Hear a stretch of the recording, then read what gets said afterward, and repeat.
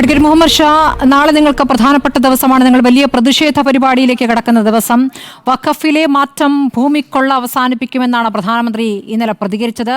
അംബേദ്കർ ജയന്തിയിൽ ഹിസാറിൽ സംസാരിക്കുമ്പോൾ അദ്ദേഹം പറഞ്ഞിരിക്കുന്നത് ഈ പാവപ്പെട്ട മുസ്ലിം യുവാക്കൾക്ക് സൈക്കിൾ പഞ്ചറൊട്ടിക്കേണ്ടി ജീവിക്കേണ്ടി വന്നത് ഈ വഖഫ് ബോർഡിൻ്റെ ഭൂമിക്കൊള്ള കാരണമാണ് എന്നാണ്. ഇതിനോടൊക്കെയുള്ള ഒരു പ്രതികരണം ഇപ്പോൾ പറയാം. തീർച്ചയായിട്ടും ഞാൻ ഇതിനോടൊക്കെ പ്രതികരിക്കാം. തൊട്ട് മുമ്പ് ഒരു അരമിനിറ്റ് കൊണ്ട് ഞാൻ എൻ്റെ സുഹൃത്ത് അരുൺകുമാർ പറഞ്ഞതിനൊരു മറുപടി പറയേണ്ടതുണ്ട്. ഞങ്ങളുടെ ഈ വക്കീലന്മാർ തമ്മിൽ ഒക്കെ സംസാരിക്കുമ്പോൾ ഈ സപ്രഷൻ ഓഫ് മെറ്റീരിയൽ ഫാക്ട്സ് എന്നൊരു സാധനമുണ്ട്.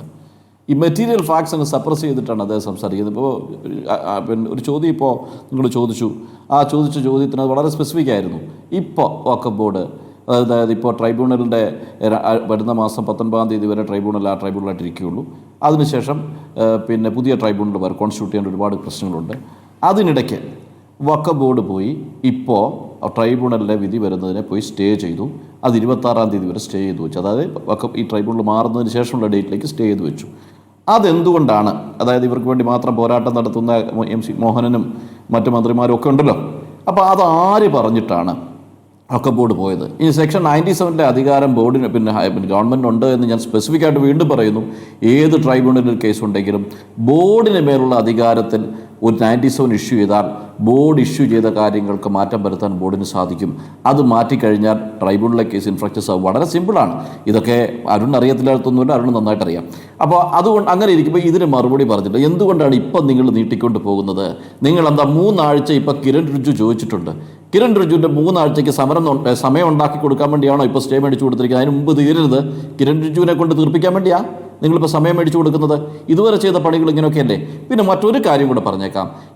ഈ വിഷയം ഇതിലേക്ക് 2019 ഒരു ഓർഡറിലേക്ക് വഖഫ് ബോർഡിന് വേണ്ടി വന്നു. വഖഫ് ബോർഡ് 97 വഖഫ് ബോർഡിൻ്റെ മേൽ മൈറ്റിങ്ങാണ്. ഗവൺമെൻറ് പറഞ്ഞാൽ വഖഫ് ബോർഡ് ചെയ്തേ മതിയാവും. എങ്ങനെയാണ് ഗവൺമെൻറ് പറഞ്ഞേ?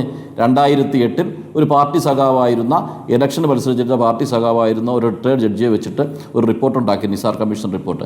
ആ റിപ്പോർട്ട് 2010 മെയ് മാസത്തിൽ ക്യാബിനറ്റിൽ VS അച്യുതാനന്ദൻ ആക്സെപ്റ്റ് ചെയ്തിട്ട് സെക്ഷൻ 97 ഇൻവോക്ക് ചെയ്തു.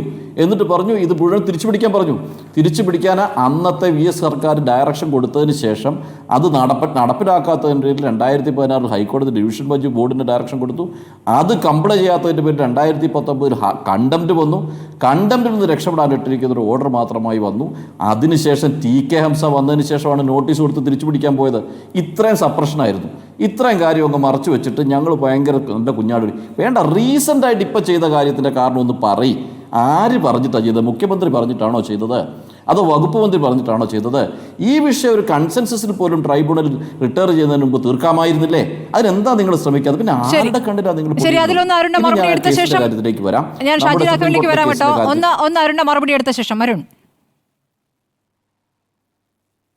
ഇവിടെ ഒരു ജുഡീഷ്യൽ കമ്മീഷനെ വയ്ക്കുന്നത് എന്തിനാണ്? ജുഡീഷ്യൽ കമ്മീഷന്റെ പവർ എന്താണ്? ആ റിപ്പോർട്ടിന്റെ മേൽ ഗവൺമെന്റ് എങ്ങനെയാണ് ആക്ട് ചെയ്യുന്നതെന്നും അറിയില്ലാത്ത ആളല്ലല്ലോ അഡ്വക്കേറ്റ് മുഹമ്മദ് ഷാ.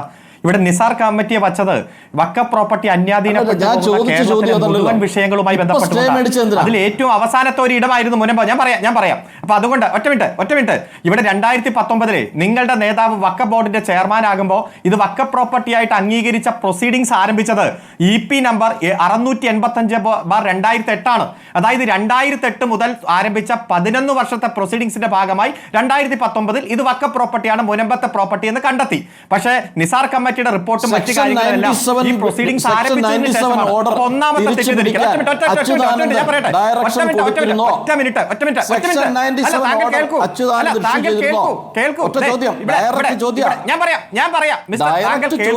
താങ്കൾ കേൾക്കൂ.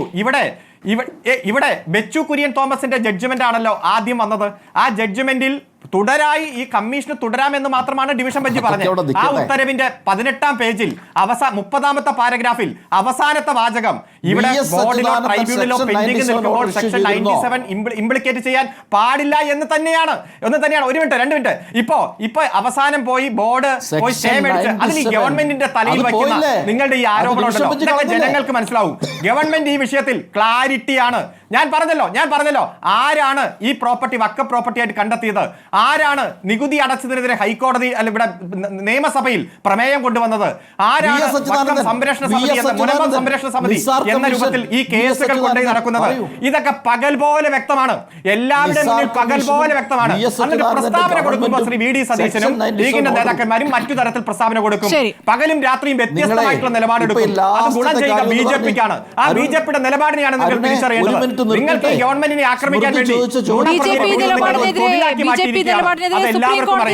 കക്ഷിയാണല്ലോ ലീഗ്. ബി ജെ പി നിലപാടിനെതിരെ സുപ്രീം കോടതിയിലേക്ക് പോയ കക്ഷിയാണല്ലോ.